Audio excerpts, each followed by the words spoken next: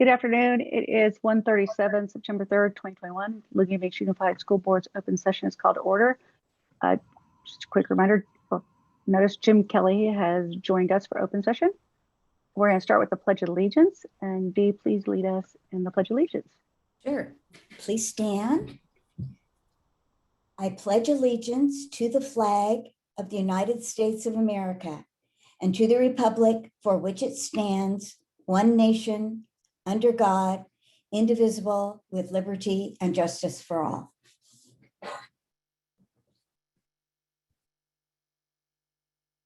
Thank you, Dee. And our report out of closed session section was accidentally left off the agenda. However, we want to inform all stakeholders that there is no report out of closed session today. This takes us to 4C on the agenda. Dr. Boyer, are there any changes to the agenda? No changes, but just a clarification. I believe the agenda was posted as an information item, which is what it was. We did send out an announcement to the broader community, and I think it made the statement that I was action today is simply an information item for the board to provide myself direction and to bring back for board consideration at a further meeting. So just wanted to clarify that. Thank you for that clarification, Dr. Boyer. Fellow board members, can I have a motion and a second to adopt today's agenda? So moved. Second. Thank you, Jen. Victoria, I'm leaving that up to you who seconded there. Okay. You can conduct a roll call. Member Vickers, Yes. Member Perry, Here. Member Kelly. Present. This is a yes or no, guys. You're voting. Oh, for- yes. Oh, she said. Yes. Thanks. Clerk Osborne, Yes. President Normandin. Yes, motion carries 5-0. We're moving to item 5A. Victoria, or is it Victoria or is Mike doing this? Is anyone wishing to speak on the information item mandatory COVID-19 testing for all LBSD students? And there are no hands up at this time. Okay, thanks, Mike. I apologize. Oops, okay, go ahead. Waiting, assuming it was, so we now we have several hands. So I will start with the, looks like Kevin McCarthy, you are first to speak.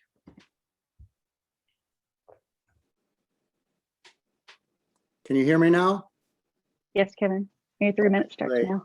I just want to vote opposition to this proposal. I'm not in favor of it at all. I don't think it's reasonable to mandate a vaccine for an age group that has a 99.98% survival rate. And I think it sends a strong bad message to the students, rather than an open and free scholastic environment. And I also don't believe we've had any fatalities in the school system since COVID started, going back in February. So I think it should remain voluntary. And that's all I have to say.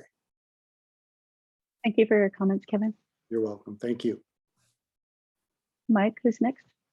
Next would be Wyatt Peabody. I apologize. Actually, it looks like Molly snuck in there. Hi, Go can you ahead, hear me? Molly. We can. Your 3 minutes starts now. Go ahead.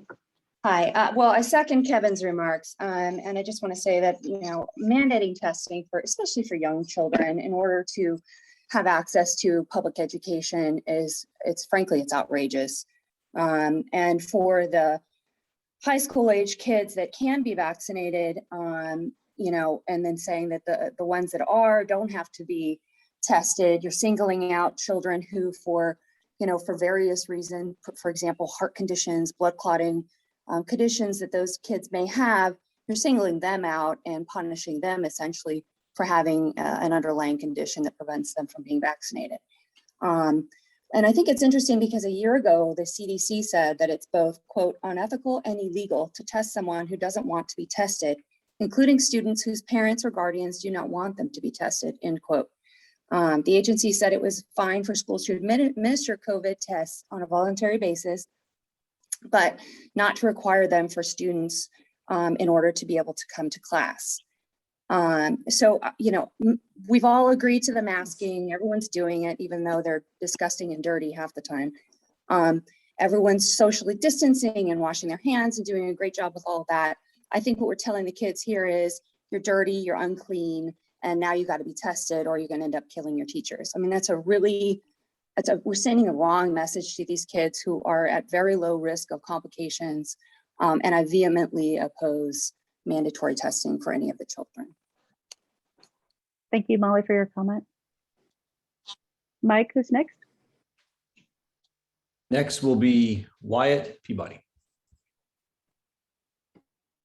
Hello there. Can you hear me? Hi, Wyatt. We can. You're 3 minutes Excellent. now. Thank you for giving me time to speak today. So I manage COVID cases in Texas, and that's not a lot of fun these days. I don't know why we did not get a baseline and require testing of all the students before they came in. Now we have, I think the most recent number I saw is 44 kids and or teachers who are currently positive and or quarantined. And so we know that without testing, that number is probably over 100 if I had to guess. 400 kids have died so far this year from COVID. We've seen what happened in Florida and Texas. LAUSD tested 600,000 students before coming back. 2 teachers just died in Texas this week. I think that getting a baseline and requiring testing is an absolute mandatory for our little school district. If LAUSD can do 600,000, I think we can do ours. And I really shudder to think where we're going to be, 2 weeks from today. I think that number is going to continue to climb. And I think that if we were to test the kids, we would find that we have at least 100, if not 200 kids who have the virus currently. I urge you to test the children as quickly as possible. It is not invasive. And I think that it's something that we should be doing. I don't know why we haven't.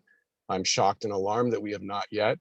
And I would appreciate getting to it as quickly as possible. My son is too young to be vaccinated. My father, who's 81, is fighting cancer. He has metastatic disease in his lungs. He's fully vaccinated. He lives with us. If he gets it, he's dead in a week. This is not just an obligation to protect our children and their educators and staff, but it's our community duty. It's our civic duty to protect those around us, especially those who are immunocompromised and cannot get vaccinated for whatever reason. I've got a lot of those folks in my life. We're here to protect them. And those of us who can get vaccinated, we do so out of civic duty. But in terms of testing, it's very simple for me. We should be testing our children. We should be testing ourselves to get a baseline. Thank you very much. And thank you for the work you do. Of Thank you, Wyatt. Thanks for your comments today. course. Mike, who's next? Yes, next is going to be phone number ending in 5677.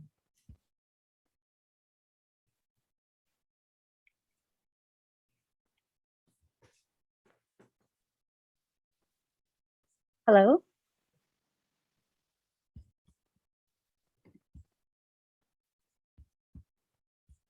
Do you want to come back to that person, Mike, and see if there's someone else? Sure, one second. Hello. Oh, there Hello. they are. Okay. here? Yes, your phone number is ending 5677. Go ahead. Your 3 minutes Yes. starts now. Okay, thank you. I would love to be able to have a debate with that last guy, but unfortunately we don't do open debates.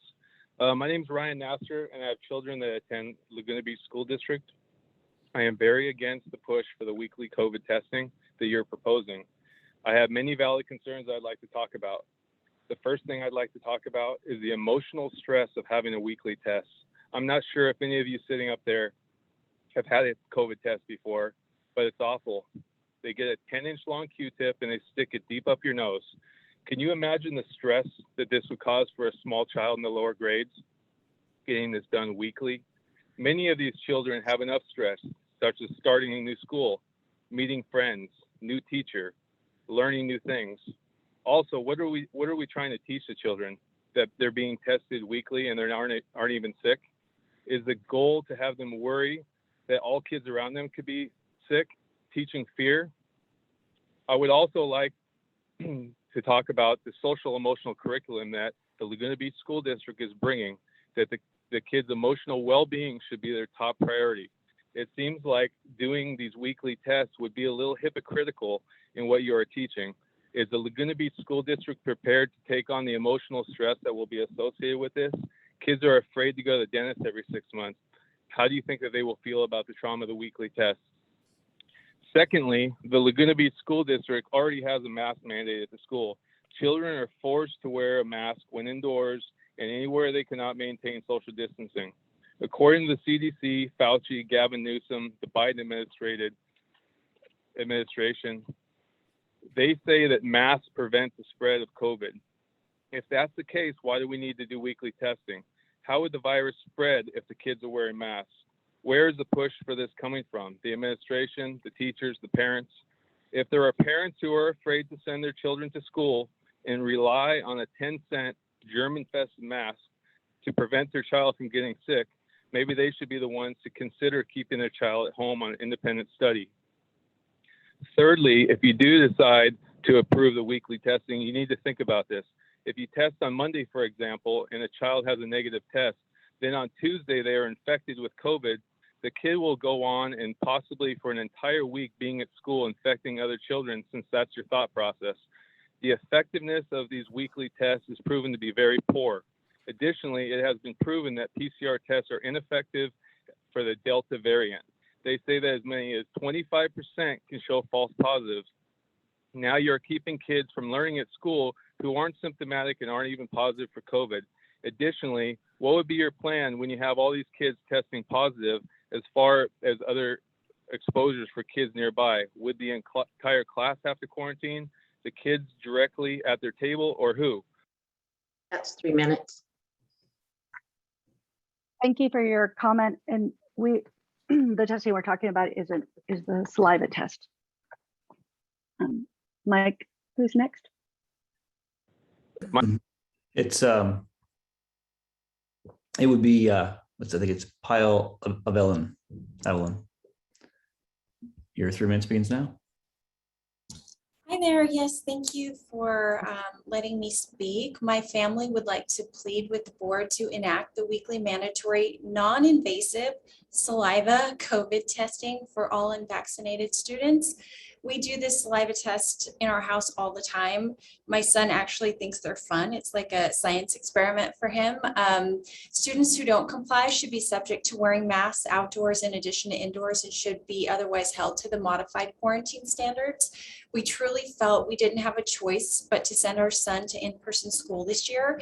Independent study for an 8-year-old with both parents who work full-time just wasn't an option for us.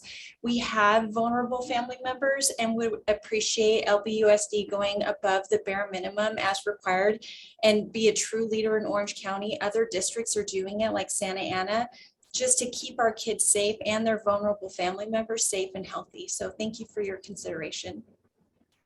Thank you for your comment today. Mike, who's next? Yes, next would be Sherry Morgan. It's your time to speak. Hi, thank you. I know this is a very delicate subject. I was not privy to some of the earlier comments, so I'm not really sure where everybody is falling on this. I think, if I may, the district has done everything they can to bring themselves to a standard that shows that you have listened and implemented as much protocol as you can to keep everybody safe. Mandatory teacher testing is certainly something that is in line with corporate America. Google is requiring it. Businesses all over are requiring mandatory testing. We are a public school district. We have mandatory immunizations for polio, et cetera. So following the guidelines of where mandatory testing should be required certainly is something that would be easy to present all of the arguments for. At the same level, I understand the saliva test being the test that you're talking about implementing. So I do think that helps mitigate some of the concerns that I agree with in that the speaker Ryan mentioned. And I do like the idea of it being kind of like a science test, especially at the elementary school. I think that's a brilliant idea. However, you have mandates in place. You have increased ventilation systems. You have open doors. You have um, voluntary testing at the high school levels as well. You have protocols when students who go home with lice, before they are allowed to come back into the school, they have to be checked. So if you have students that stay home that have symptoms of COVID, why would it seems that it would be a wiser decision to take the protocol that you have in place and expand the strength of it. Require testing to come back if a student goes home sick, but to require testing every week, there's a lot of good points. So what if somebody gets COVID on Wednesday? I mean, at what point are you putting kids through testing because of a fear situation? And we all know the status or the opinion of the board and who would prefer that we stay closed until everybody's immunized, or some other very hard to attain protocols put in place. You have done a great job of putting in what you can. And I think we need to find a better way to work together with the community. Having the tests available, having them test at home, do it in the science class. But to make it such an experience that they have to be tested before they come on school once a week, and all students, what is that going to do to logistics? What's that going to do to learning time? What's that going to do to their social and emotional health? What's that going to do to, especially to the students that are immunized? Because you'd have to mandate it for all students. That's 3.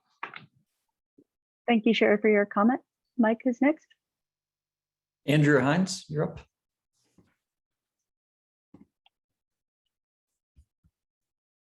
Can you hear me now? We can hear you. Go ahead, Andrea. Well, I appreciate that parents feel that those that are vaccinated are safe. They're not.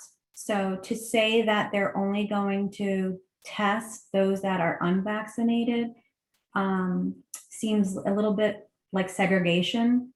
Those kids are going to be standing in line to get tested while the other ones are looking on to them and seeing those that are not get tested. I don't think that's fair. I don't think that that's, 2021, we're moving backwards here. So if you're going to test one, you need to test them all. If we say that the masks need to be on those who are vaccinated and unvaccinated, we need to test everybody as well.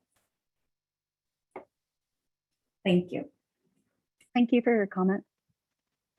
Mike, who's next? Amber, you can unmute now. Hi, board. I'm going to just keep this short. I want to just mirror what Andrea said.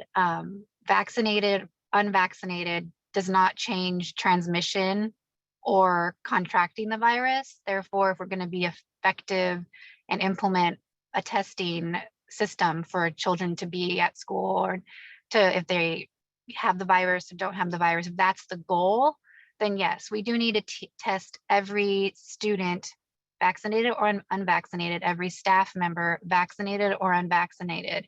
It's the only way to reach the goal that you guys are trying to achieve. That's it. Thank you. Thank you, Amber, for your comments. Mike, who's next? Yes, next hand up is Colleen. Your time begins now. Thanks, Mike. I know I spoke before the closed session, but one thing I want to reiterate here with a lot of parents also joining, according to the CDPH yesterday in Orange County, 1/4% of 100,000 people in Orange County that are unvaccinated have gotten COVID this week, and 0.0001%, which is 8 people, have COVID this week, according to our own government websites, down from 50% from last week. And as I mentioned earlier, this was a very big travel last couple of weeks, bigger than probably any 2 weeks of the entire year. And I think it's good to be cognizant of where we are with that and what's going to happen in the next week or two, instead of making a plan that might last 6 months, that if it's truly just from traveling and it's going to be over in a week or two, we need to be aware of that as well. Thank you. Thank you, Colleen, for your comments. Mike, is there anyone else? There are no other hands up at this time. Oh, I apologize. Okay. And then there were 3. Next is Ashley. It's your time to speak. Hi, yes. I just wanted to call in and say that the timing of this meeting is really inconvenient. I'm in the pickup line right now. I just picked up my preschooler, and I think the fact that it just got sent out a few days ago, a lot of parents don't even know it's happening, and a lot of parents don't know that it's on the agenda. Also, I don't agree. I don't think logistically, like, this is going to cut into school time. It's just one more thing to stress out the kids, and they're already wearing masks. So if the mask works, I'm not sure why we're also having to test them. And if we do test them, wonderful, then maybe we can do away with the masks, at least for the elementary school kids who should not be in masks in the first place. And again, I think what everyone else is saying too, the science shows that whether you're vaccinated or not, you can contract and spread COVID. So of course we don't want to discriminate. If this is going to be a policy for, one group, then it needs to be a policy for everybody. And that's all I had to say. Thank you. Thank you, Ashley, for your comment. Mike, is there anyone else? Yes, Jennifer Chang, your 3 minutes begin now. Can you hear me? Yes, go ahead, Jennifer. Okay. I just wanted to speak specifically about student athletes and testing them. I have 3 kids in the high school and they're all vaccinated. However, as we've just talked about, the virus can be transmitted by unvaccinated and vaccinated people. And last year, we had at least a little bit of a sense of security when the kids were tested on a weekly basis. They did the saliva test. It was not traumatic for my kids. However, they're all in high school now. So it was not a big deal. And although some students still did get COVID, as parents, we had a little bit of peace of mind that we were not sending them into a place that was going to be necessarily unsafe for them. And unfortunately, some of the student athletes are unable to wear masks while they play, especially the ones who are indoors. They're probably most at risk. So I'd just like to speak in favor of testing student athletes in the same manner that we did last year. Thank you, Jennifer, for your comment. Mike, is there anyone else? Yes, next, Brandy, your 3 minutes begins now. Hi, I just I agree with Molly and the other parents that if you're going to test any students, you need to test all. The vaccine is not preventing transmission. So I just don't want to see children isolated. As the other parent pointed out, the same with the masking. We're going to create a situation where children become ostracized for being outed as not vaccinated. So, if you're going to test one, you need to test all 3,000 and the entire staff. And I just don't see how that's going to help if we're doing this a week apart. That's it. Thank you for your comment, Brandy. Mike, is there anyone else? There are no other hands up at this time. Pausing for a minute to make sure. Okay. Well, I believe, and correct me if I'm wrong, I have the hand up of Wyatt Peabody and Kevin McCarthy, but I believe they both spoke previously for 3 minutes. They both spoke previously. Fortunately, it's 1 3-minute session per speaker per topic. And this is an information item, so they can always email the board as well. There's no decision being made today.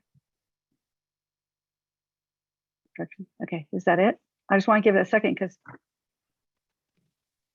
Yes, there is a new hand up. Okay. I'm going to jump in real quick. We have 2 minutes and 38 seconds left of the 20-minute timeline. Okay, thank you for that, Victoria. So, okay, Mike. Okay, Stacy, your 3 minutes begins now.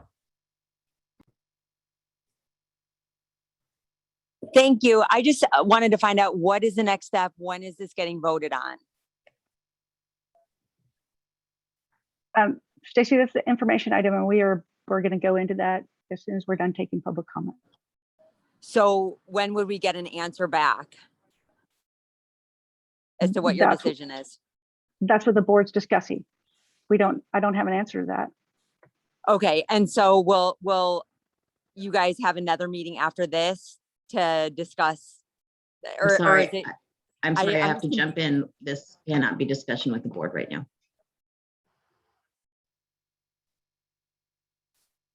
Thank you, Victoria. Stacy, public comment is just where we listen and take in information Okay, perfect. before we make decisions or give direction. Okay, thank you. You're welcome. Mike, is there anyone else? At this time, there is only a panelist hand up. No one from the attendees' hand is up. Well, thank you everyone for your public comment. Since there are no more comments, then this is going to take us to, or actually just give the floor to Dr. Valori to open the information item. Thank you. And again, this is coming to the board for just discussion and direction to staff, myself, as to what you wish to do and have us proceed. So just as a reminder, to date, the board actions have included, or direction I should say, has included having all staff vaccinated or request that they provide a medical exemption or religious belief exemption. We followed up more recently with having all staff tested, which we wrapped up this week. And during the discussion, there's been a request by members to have a larger discussion about this topic. So that's really what we're here today, to have the board provide direction to myself so that we can bring back, if necessary, a plan for future consideration, depending on, again, what the board majority's direction is. So we're here to answer any questions the board may have, and look forward to the discussion. And board members, if we could start with questions and then we can have comments and discussion to provide direction, that might work better. And Jan, you have your hand up. Can you go ahead? It's that this isn't a question, but I just think it's imperative to clarify at the outset that when this was put on the agenda for us to discuss, it was to discuss it's not vaccination. I heard several speakers refer to vaccination. It is about testing, and it was testing all students K through 12. So I know that a number of speakers spoke to the fact that it would be a discriminatory process by testing only unvaccinated students. And I just want to lay that to rest very quickly, that we were asked to consider any kind of testing procedure for all of our students. Thank you. Thank you, Jan. Board members, are there any questions? Yes. Let me Go ahead, Dee. my question thing. Can Dr. Valoria or somebody talk about why it might be important to have baseline data by testing everyone? Well, I mean, I'm not a scientist. I've simply been the person who's had to lead the charge in some of these areas. What I would say is, as it relates to baseline testing, at least having an understanding of where we are at currently in terms of exposure. We know that people come and students and staff come asymptomatic and can spread COVID. And so that would be an opportunity for us just at the very beginning of this year to determine where we are at and identify anybody who might be COVID positive that might not know they are. That would be essentially baseline testing. So with staff, obviously we did our testing of all staff, still wrapping up the last bit of results. But we have results from that testing, and but we also continue to test students who wish to be tested. We provide kits to those families, and anybody who wishes to get a test kit can get one from the schools. Okay, thank you. Any other questions? Oh, go ahead, Kelly. Thanks, President Norman. This is a question for Dr. Valoria or maybe Mr. Conlon for last year. So if we can just reflect on how much we've all learned about COVID in the last 18 months. Did we have any cases of student to student transmission, or did we have any cases of staff to student transmission that we were aware of? I think it's really important for us to take into account what we've been through so far and apply that learning to our future actions. I would say yes. Okay, do we know the number? Some of it's hard to give a pinpoint as exact number. I would be hesitant to provide an exact number without having time to look at the specifics. But to the basic question, yes, we've had student to student transmission. Okay, so maybe we could look at that. We've had staff to student transmission as well. Okay, so that would be maybe helpful information to have before we have this item come back to action, because that would be really what testing is trying to prevent, right? One student has it and they transmit it to another student or staff to student. And we heard some items in the public comment about, the layered mitigation measures that we're taking. So it'd be interesting to see how effective those have been in our community. So that'd be great to know. I'm not sure how much, Mike, I don't know how much we'd be able to gather that from last year, that data. That could be rather difficult to put together at this point. We Yeah, current year information, but I don't know that we would be able to gather specific amounts from last year. When we were collecting that information, it was more of a total count of positivity, and it was not. I mean, and then through the contact tracing, there's presumptions made as to kind of where the positive, where the positivity came from. But it's even difficult to say that just because someone, the two students who were in the same class both test positive, there's no way to guarantee that exactly where they contracted it from. But the last year's data, it would be almost it would be anecdotal, asking the nurses to kind of be thinking through, remembering, and because that wasn't a piece that was really truly being tracked. It would be a little bit easier, a little bit this year, but still there is a difficulty, and it's not definitive. Yeah, okay, I understand. I see what you guys are saying.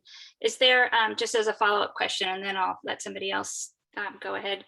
Is there, Dr. Valoria, once you had mentioned in our CDPH guidelines, they define what's an outbreak. We all heard maybe that story up in Marin County in the reading, and so is it 4 cases that make an outbreak, and did we have any of those that were actually investigated?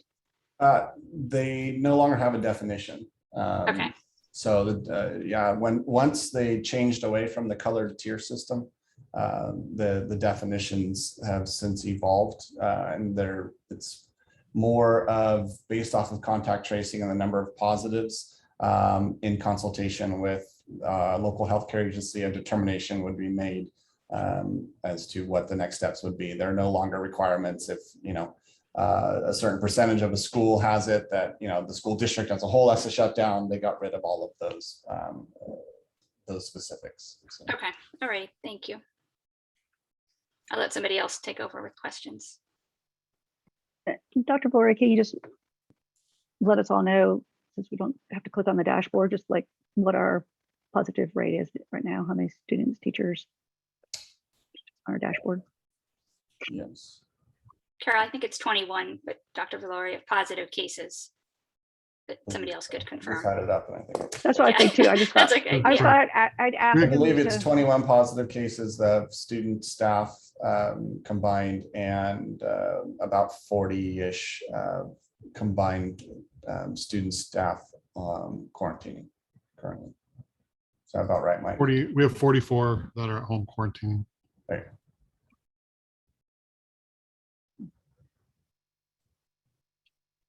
And that includes our 21, correct, Chad? Yes. Yeah, okay, just want to make sure. Okay, are there any other questions from any other board members? I'm just looking. Okay, so Kelly has a question. Oh, go ahead, Kelly. I was looking for the Zoom hand. I'm sorry. That's okay. That's okay. Not very great with my buttons today. This might be another one that we don't have the data, but again, I'm just trying to get any information that I can collect. Do we have any sense of how many people opted into the PCR saliva test kits that were suggested for the first 2 weeks of school. I appreciate how easy they are to pick up. So I also can appreciate if we're not tracking how many have gone out, but any guidance on that would be really helpful to the conversation too. Yeah, I can look it up. I have just tracking of how many test kits we received from the company and kind of how many we have on hand right now. Yeah, that's great. But I can just give me a moment or two, I'll pull it up. Yeah, that's fine. And then I guess, do we have any way to share, just thinking about our adult risk, the percentages of our staff that are vaccinated versus unvaccinated? Well, we don't have that information and specifically because you can still, there's a question as to, you have till October 15th. So we have I a see. rough Okay. estimate. Okay. Yeah. So Yeah, and maybe that's not relevant since we're talking more about transmission, but I think it is relevant to serious outcomes, right? Trying to protect staff from serious outcomes from contracting COVID-19, not necessarily to the transmission. So we heard a lot in public comment about, protecting other people. And we also heard a lot about once vaccinated, still being able to transmit. So, okay, great. I think just for a point of clarification, one of the speakers brought up, if people have just elementary school students, they might not know. But last year, students who wish to participate in certain contact sports were required to be tested weekly and sometimes twice a week, depending on if they had matches. And we used the saliva kits. And at the beginning, we brought in Living Fit Nation, who helped us initially with the facilitation of that. And then eventually, actually, the athletic director took over helping manage that. We had to do that for a short period of time. It was required for us to be able to participate in sports. So we've had an opportunity as a school district to navigate kind of how you would go about doing that, obviously, with obviously more mature students at the upper level. There has been just recently, yesterday afternoon, or I believe it was, or morning, we received some additional information from the Department of Public Health regarding athletics and band as well. And there's a component of potential testing that has been reinstituted as an option. So for example, if you can't play your band instrument outside, and it's an instrument that requires that you blow into it and potentially spread COVID through the air, then you have the option of, if you can't do it outside, then you have to, and you can't do it masked, and you can't play an instrument like that masked, then testing would be a requirement. So they give you some options there. And the same for testing for indoor sports. Obviously, if you can't do it outdoors, it's an indoor sport. It's outdoors, it has to be indoors. Or there's a choking hazard component. So for example, some of the sports that have a lot of direct contact with one another, especially water sports, you can't wear a mask in water sports. Then testing could be potentially an option. We are still waiting to figure out specifically what that all means, because the guidance came out with very little expectations, and it just kind of came out. And so we are currently consulting county legal to better understand what specifically are we expected to do, because it didn't provide real specifics around that. So more to come on that, but it looks as though, or sounds as though, we may be going back to some sort of potential testing for some of our sports, depending on the ability to mask or not mask indoors. So more to come. Dee has her hand up, and I think Mike may have. Yeah, Dee, before you go, Mike, are you answering Kelly's question real quick? I was just going back actually to a previous statement. I'm still collecting the number from the test kits in my office, but just I did get information in regards to last year. There was one definitive case for sure that the district nurse was able to text me, where it was student to student spread that was definitively determined. And right, more, but that's one for sure. Thanks, Mike. And sorry to just kind of zing these questions in here. It's just, we've only had so much time to prepare and a lot of public input. So I really appreciate you taking some of these on the fly, and also can understand if it's an item that needs to be researched more before we get the information. Thanks, Kelly. Indeed, go ahead. Thanks. Could you just review the validity of the spit test for everyone? Sure, I can speak to that. It is the accuracy rate, the PCR saliva has an accuracy rate above 97, 98%. So it's as accurate as the PCR nasal swab. Okay, thanks.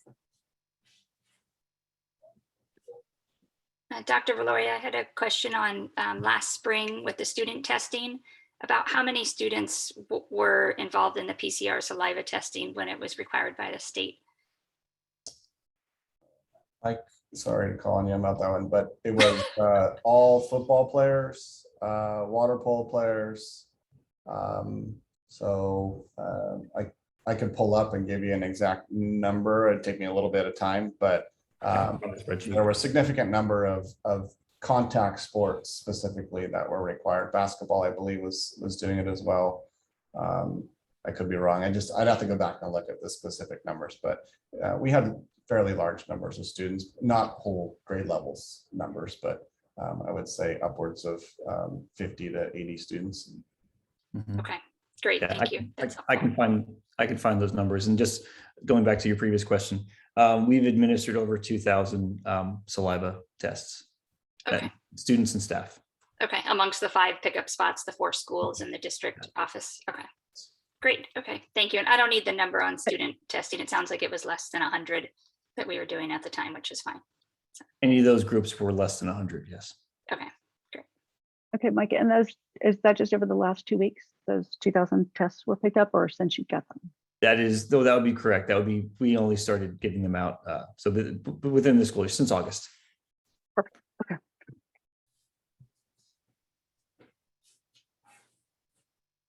Any other questions?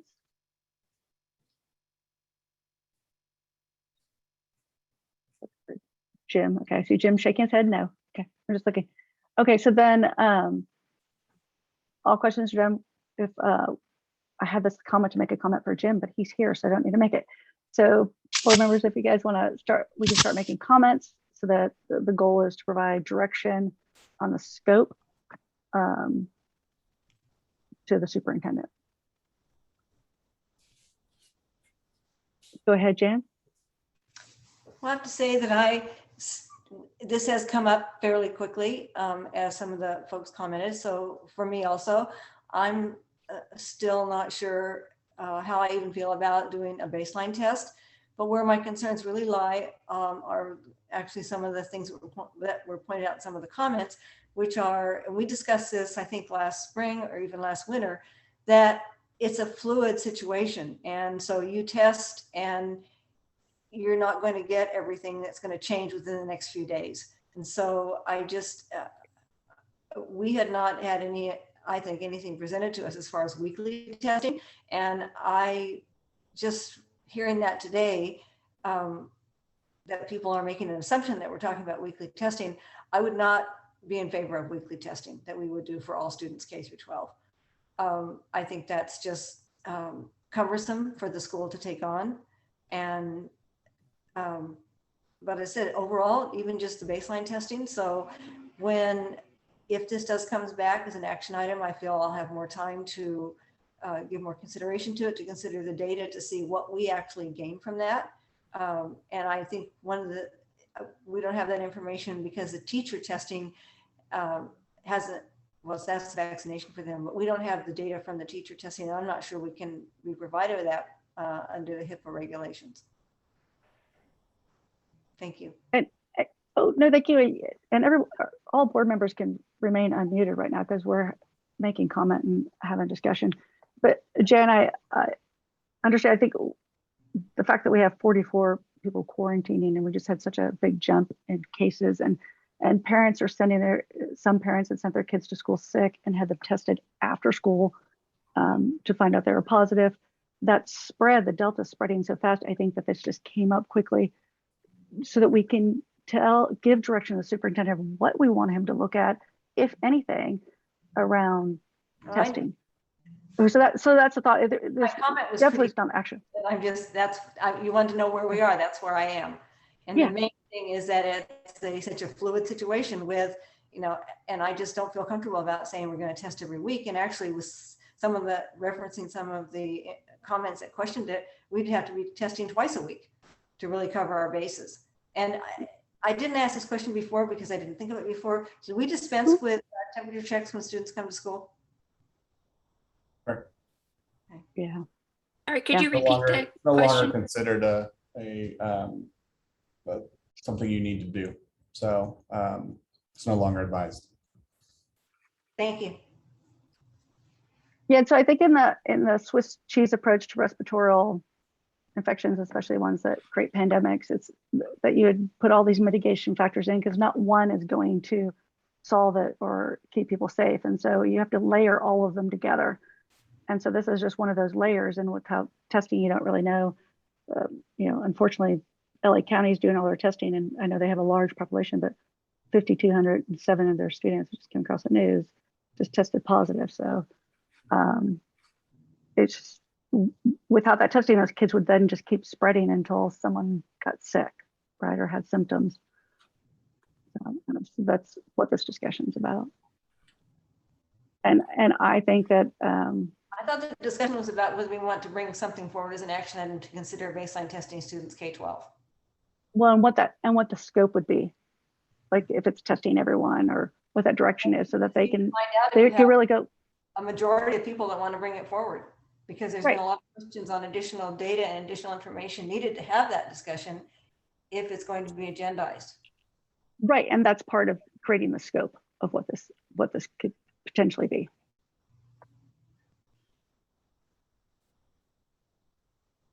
Carol, I can go next unless Sure. Jim or Dee want to go. Yeah, so I thought a lot of the feedback that we heard was helpful, and a lot of the other parent feedback that I've received prior to the meeting is helpful. It just as we consider this, right, as we have a discussion and think about all the implications, which are fairly far-reaching. I'm not in support of regular testing, of weekly testing at this point.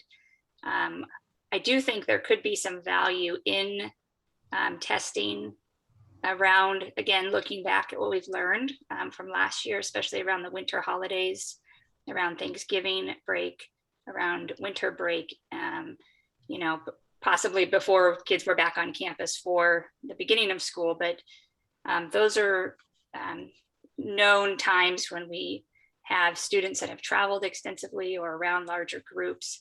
And I definitely think that we as a district could do something around those dates. But at this point, I don't have any desire to have regular mandatory testing of students. So I just kind of wanted to give you a sense of, and I really do want to hear Member Perry and Member Kelly's views as well, and yours. But just as we start to put those views out there. I appreciate that. And I do want to say on that number from LA Unified, they think half of that was from sports. Yeah. Half of that was from sports. So. And it sounds like the guidance for sports is shifting, and it sounds like we have done mandatory testing for sports, and sports is in a different category than school, right? School is compulsory, sports are extracurricular, and sports have a lot of contact. You know, think about the speaker that was on with, you know, indoor basketball, where you're, you know, physically in the same space, breathing quite heavily. Those should require other guidelines, and it sounds like CDPH is putting those out there for us so that we can follow those guidelines as well. So, right, and from the feedback, you know, I got as well before the meeting, or comments I got from parents via email or calls, as well as and teachers, and as well as the public comment we all got. You know, I have to say that it's like 50-50, right, on their parents and community members and staff that want to have testing of all, and there are those who don't. And I think we have the ability to do it. We're a small district, so I think it's what guidance we want to give Dr. Gloria to go research. Go ahead, Jan. I'm sorry, I didn't hear you. 2 board members we have not heard from.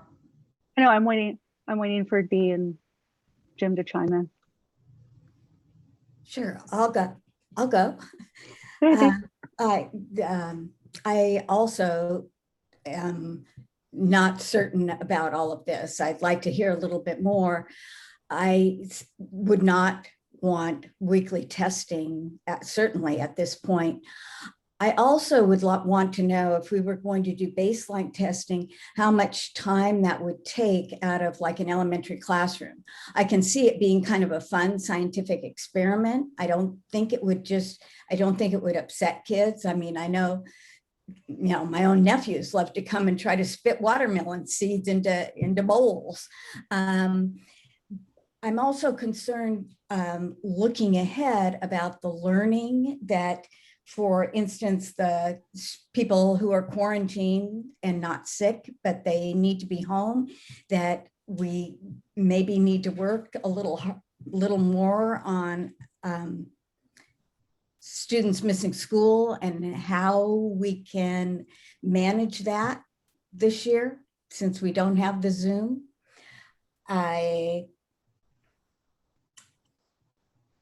So I look forward to having some more information about this. I agree. I think that support is important as well, with what's happening in the background for the kids who get sick or are quarantined.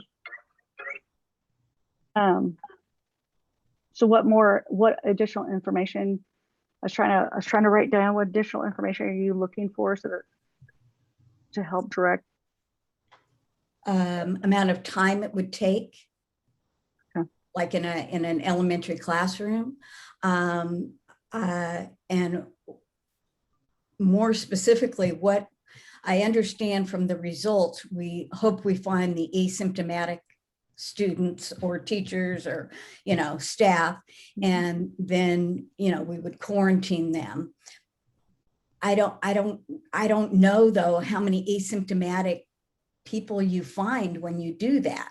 I mean, how many people are asymptomatic compared to people who have actual signs of COVID? Well, that's what LA just does, 5,000, whatever it was, 5,000 something, right? And in thinking of that comment, I mean, there can be a lot out there in the general population because states are not mandating testing for the general population. So that's an unknown. I don't know that we have anything to compare that to. Right, and to answer Mara Perry's quick, in terms of estimate, I would expect it would probably take, honestly, about 30 to 45 minutes to do it. Reason being is there's going to be some legwork on our side. We'd have to register the students, obviously, and create labels and do that sort of thing. But we wouldn't be asking, a first grader to create the labels. We would be doing that ourselves and then just having them spit. But I will say, and I think I brought this up previously, and that we did have students then during the athletic time period that found it difficult to find a way to provide enough spit, and even though it's just a little bit, they all of a sudden get dry mouth and can't spit into the vial. So but I would expect that we would be able to get it done. I couldn't tell you the amount of legwork that it would take in advance, non-classroom time from staff, that would need to be determined depending on what route we went with. The state does have their own system. We've been using Ambry for our testing, and it seems to work well, but there is a registration component that is fairly lengthy. The state's system's a little different. So again, it would all be determined, if the board direction was to do it, then we would come back and be able to explain, how we would potentially go about doing that. If the board direction is not to consider it, then, we won't bring anything back for consideration. So. And so, Dr. Valoria, like with all of our sports people being tested, how many of those did we discover that had no symptoms? Last year, it's hard, but I'd say it's a little different variant that we're dealing with, and it was at a different time period. So we found a handful, but it wasn't significant. Mike, I don't think it was a large number. No, I've got, I actually happen to have that pulled up. So there was, we're talking student athletes. I mean, if you talk about just students overall, I think maybe that's probably the cleaner to go. Say back in October, we came up with 3, and we did the testing again, November 16th, there were 11 positive cases. January 4th, there were 3. January 5th, there was another 11. Staff was 3, students were 11. Then we had February 23rd, we had 1 positive case. And then we had just had going to April 12th, there were 2, another 1 on the 13th. So it was hit or miss as to how many were, and it's impossible to tell you if any of which percent of those were symptomatic versus asymptomatic, but Yeah. Or Okay. peace of mind. Thank you. Yeah, and Member Perry, I wanted to chime in with the experience on the PCR saliva test as a parent of 2, 1 elementary school student and 1 middle school student, because we've used the type of test that I believe the item that we're talking about is really only the PCR saliva test. I think we're not talking about a nasal swab. I definitely would not be in support of that. But one child was able, like Dr. Valori alluded, to perform and complete the amount of spit that's needed, in 5 to 8 minutes. And another one was more like 15 minutes and was kind of frustrated. And it's definitely not painful, where most of the nasal swabs are either on the range of uncomfortable to painful, depending on the child's perception. Again, these are children that we're talking about. So there was a big range of how long it took them to complete that, but definitely kind of fun. Yeah, I didn't realize that it could take up to 15 minutes. Does it help if you drink water before? There's probably a whole bunch of things you can do to produce better results. Yes. And, I think they actually state you're not supposed to drink or eat 30 minutes prior to providing your sample. Yes. Yes. But you can rub your cheek and it produces more saliva. That's the way you produce it. And the reason I provided that number, as a rough number, is because, again, for the first time, you have to provide instruction. When we did it multiple times with the student athletes, by the time we were down the road, they knew exactly what to do, and it was quick. But first time for anything, as we know, takes 3 to 4 times as long as it would take traditionally in a regular kind of setting. So, but again, it is a consideration, obviously, because it would need to be done during class time. Yeah, I think that's one of my larger concerns that I haven't voiced yet, with definitely more frequent testing. If we're talking about a baseline, that's maybe a different animal, but frequent testing and using instructional minutes for that, it just really concerns me, because I'm really trying to keep our students first and prioritize their needs. And I feel like this year, after a disrupted 18 months of education, using instructional minutes for that each week, or even every other week, I feel like we need every minute we can get. We owe that to our staff and our teachers and our students, first and foremost. And as you get down into the younger grades, I can just see it taking more time. I see those little vials all of a sudden on the desk. Again, I have, as a parent of 2 young children, it's fun, but it's a lot of instructions, and I can only imagine managing that with a larger group of students. So those are some of my concerns. I have the same concerns. Thank you. Well, Kelly, that just made me think if something we could direct staff to look at, because it's not something I don't think we discussed in a legal sense, and I'm not sure if it has anything legally, but if parents, because you can get the ones from Orange County for free, you could do the test at home, you get a result. If they shared that on test day, right, because that'd be the day before, if they shared that on test day, they want to get tested or something like that, only so that maybe it minimize the ones who can't get it or something. And I don't know, in directing staff, we're just trying to come up with a way to keep the community safe, so everybody's healthy and school continues in person and remains in person. And so they even could look at whether we could do something like that. If that's something that could be managed, if that's something that doesn't seem like it has a discriminatory factor, like, you're just coming with your test from the day before, because you can't get it back the same day, right? So you're coming with your test the day before and say, I just got tested, I did it at home, and here's my results, that kind of thing. If that would be helpful in what we're trying to achieve. So, and I think staff maybe looking at that would be helpful, because I don't know how hard that is to manage in a classroom as well. Like, I don't know if that's additional and too much. So maybe if they could consider that as well. Yeah, I think We being want- able to manage that at home and provide proof is definitely maybe some families are more comfortable with that as well. And that would definitely maybe reduce the amount of time that it would take out of the school day. But I don't know the legal implications of that either. And I do think we have to be aware that these highly accurate PCR tests, they go to a laboratory and that takes time. And, you know, they have to be read. And so, whereas we might want to test everybody and know right away, there needs to be a range of when somebody could have possibly tested if you go that route. And that has to be something that the board is and that staff is comfortable with as well, if you went that route. Yeah, Right, 'cause I was just would thinking, like- say that I would, if we are going to go down a road, if the board direction was to do, you know, testing while students, allowing them to test outside, it just makes for a logistical challenge. We use the databases we use are databases through the testing company. Then we would have to be working on multiple databases, and then who gathers all of that? I think this amount of staff time would be pretty significant.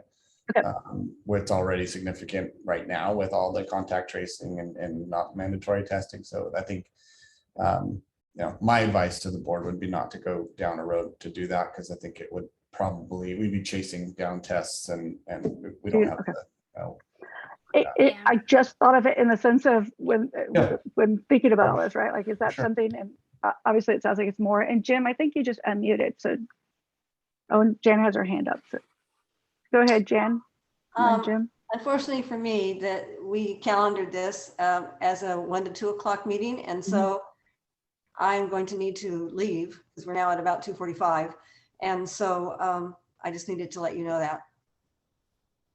Thank you, Jenna. I think we're going to wrap up. Is there any other direction? Anything in addition from our discussion that came to you? To me, no. Share? No, Okay. I heard it.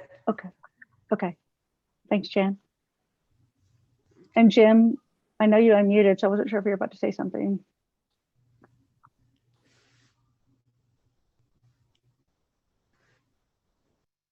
Oh, you're muted again, Jim. Technology, am I okay now?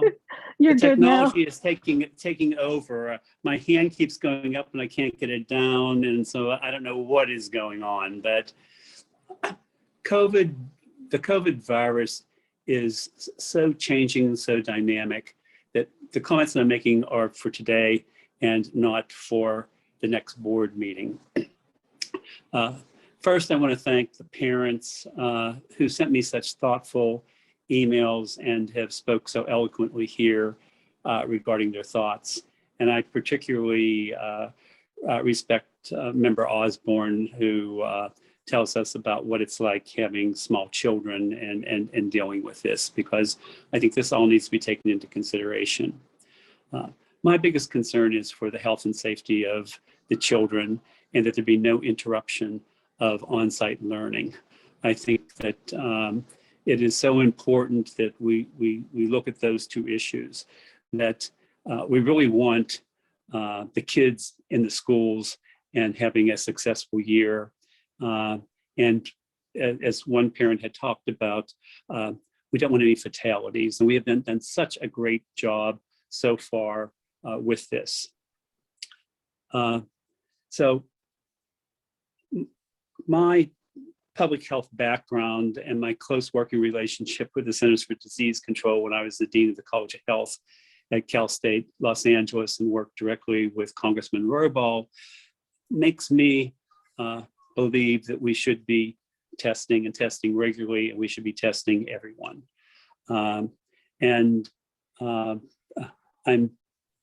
We'll be looking forward to what the administration comes up with. I'll be looking forward to where we are at the time of our next meeting, but I'm just very, very cautious in the belief that we don't want this virus to interrupt our on-site learning, and we really don't want any harm to any of our students, faculty, or staff. Thank you.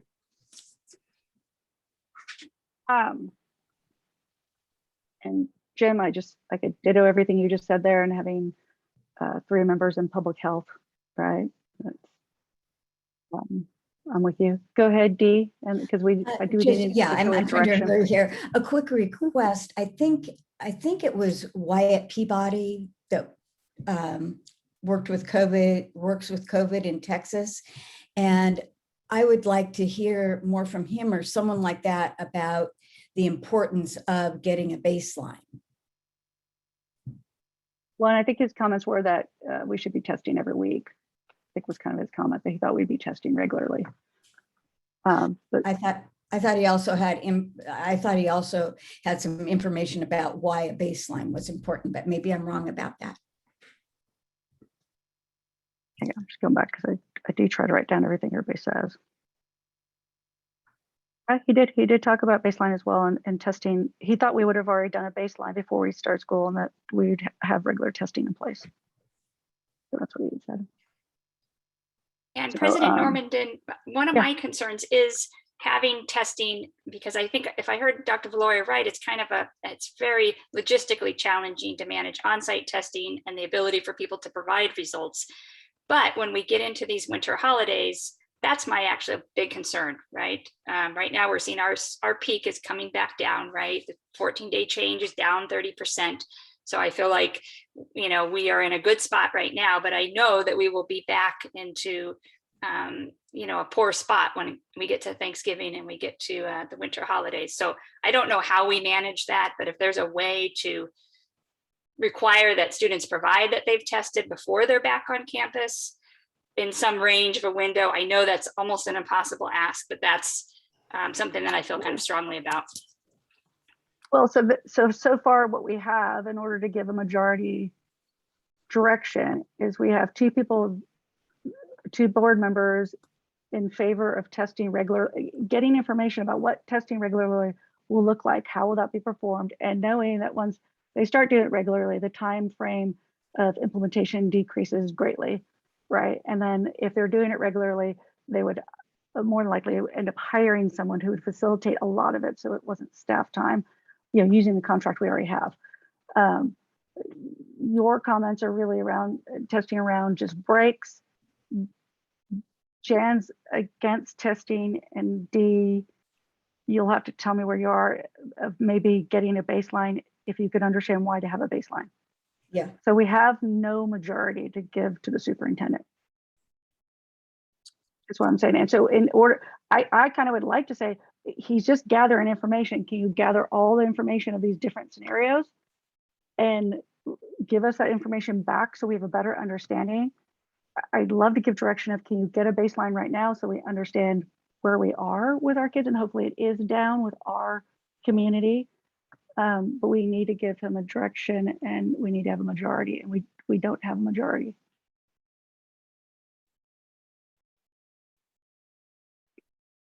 Yeah, at this point, based on the information that's been provided, I don't have any interest in bringing back an item for regular testing.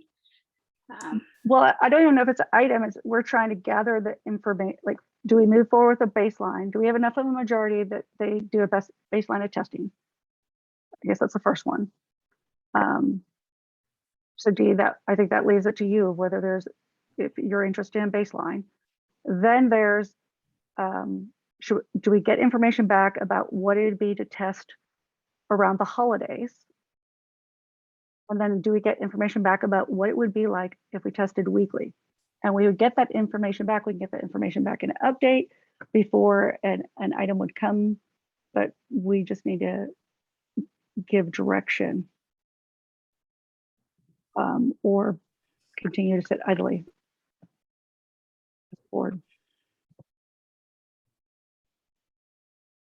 So Dee, are you good with baseline? That we move forward with baseline testing? Well, I would still like to hear more about what that would do for us. What I would do is essentially provide you a starting point of where you're currently at in terms of a date and time of this many students are positive. Beyond that, and as some speakers pointed out, 2 days later, you could have more positives and you wouldn't know who those students are because you're not testing those students. So it really is simply a point in time. And then beyond that, obviously, it would just be a determination of how prevalent it might be on, say, September 10th. But beyond that, it would just be that. It's just one line of information. So. So do you like, so do you like, if it was one data point and we, 5 people came back positive, right? Well, then we might say, okay, it's declining. We look at the holidays. If it came back and it was 200 people were positive, we might say, we need to look at this on a regular basis because Delta is just different than it was last year. This variant's different. And I think that's what we're kind of blindly trying to give direction without the baseline. We're not understanding what that direction should be. I understand that it is important to have a baseline. I would also like information though, like in a kindergarten class, how long, how stressful is this going to be to spit and spit and spit and spit as little kindergartners and maybe spilling it? I don't know. I'd like to hear how that worked in another kindergarten classroom and how much time it took and how stressful it was for the kids. But I do see value in having I definitely see value in having baseline data. Well, LA Unified and Santa Ana, they're just the two that popped in my head. They're both testing all of their students. Okay, right? So they're having those information about the kindergarten testing and the first grade and then testing. have another special meeting to make a decision, or do we want to do a baseline? Well, no, can we to just get bring all that decision back to the next, all that information back to the next meeting? I think Santa Ana and LA Unified have a different demographic base than we do. So even outside of how that looks in practice, I don't know that basing the fact that we need to do baseline testing on that is relevant. They have high rates of obesity. They have other social cultural factors that are making their population at a much higher risk level than we have in Laguna Beach, especially for poor outcomes of COVID for children. So I appreciate they're doing it, but I can't always take what they're doing and apply it to who we are locally representing. That's true, but we might be able to apply how long it took a kindergarten classroom to test. Yes, for sure. I definitely agree with that. Just I also think too, Mr. Conlon pointed out that we had 2,000 test kits picked up and we had highly encouraged all families to test in this 2-week window. So in my opinion, that was an attempt at a baseline. And I think there could be alternate ways that the superintendent can come back to us with maybe, ramped up communications, maybe more of a drive or an emphasis on the importance of baseline testing in an optional fashion, knowing that we already had 2,000 kits picked up, out of our, as a percentage of our student population, that is quite high. There could be other ways without mandating it to increase participation.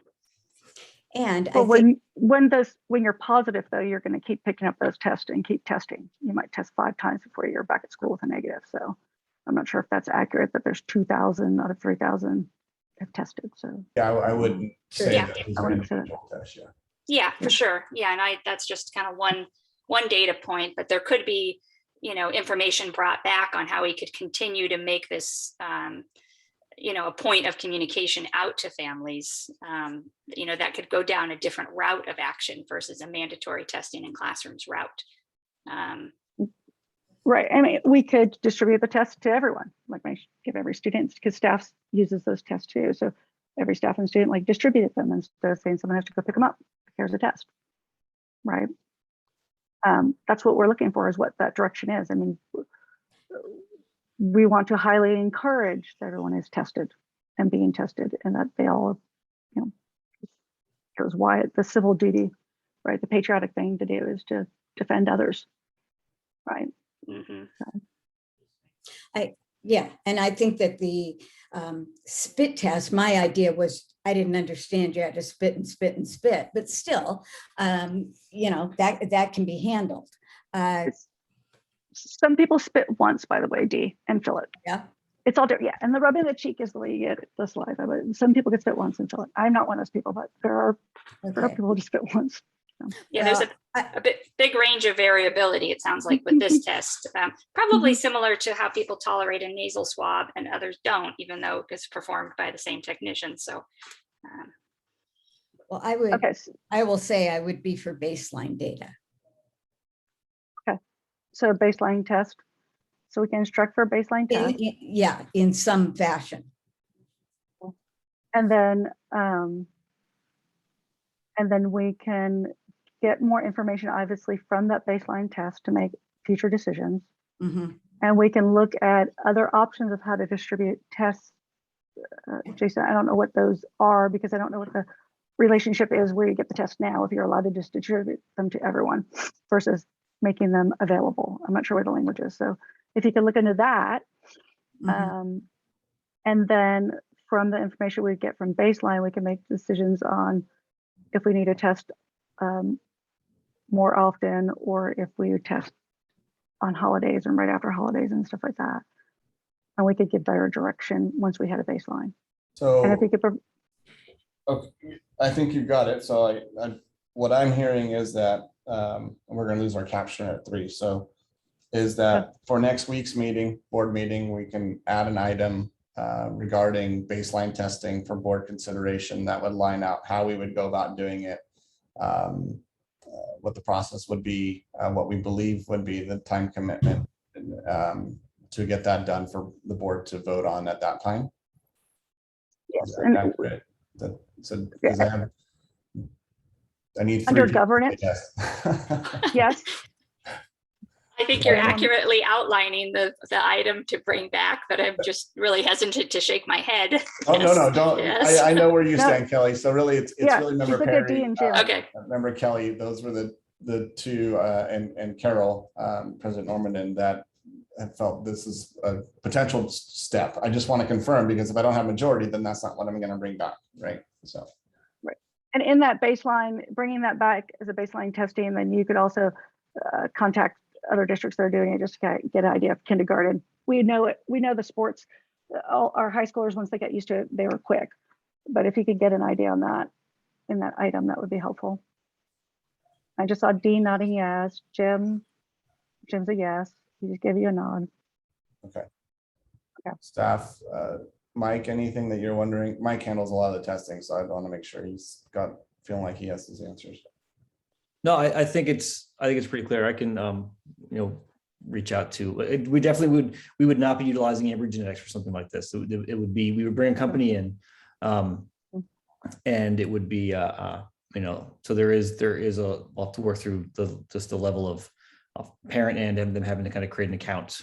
So all athletes did this as well, and it was painful to get. But once you get everyone to have those accounts created, then at school the piece is every kid's given a vial, and a staff member will have to put a label on it for them. If they're old enough, they'll fill out their own label.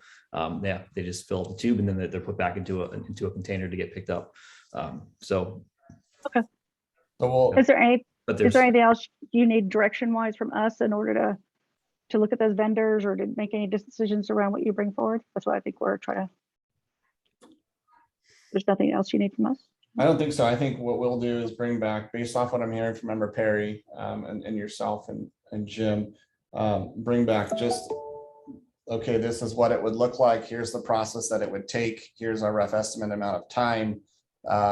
And here's what the results would look like in terms of turnaround. And then let you all make a decision if this is what you want to do or not based off of that. Was that pretty accurate? Right. Yes, and the cost. Yes. Yeah, that was one of the questions.